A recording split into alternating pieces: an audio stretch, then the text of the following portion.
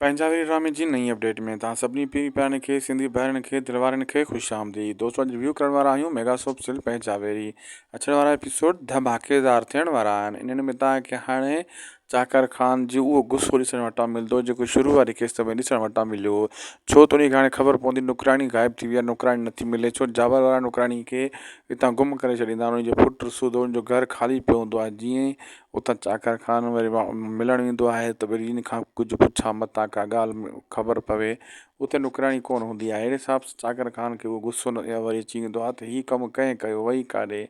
पोइ जाबर वारा 100 बहाना कंदा, हसीना 100 बहानो कंदी, वरी फेरे घेरे सांवल जी कंध में टोड़ो विझण जी कोशिशि कई वेंदी। सांवल अॻे परेशान आहे ऐं उनखे सम्झ में कुझु नथो अचे त हाणे छा कयां। अहिड़े हिसाब सां अचण वारा एपिसोड ज़बरदस्त बहितरीन खां बहितरीन थींदा।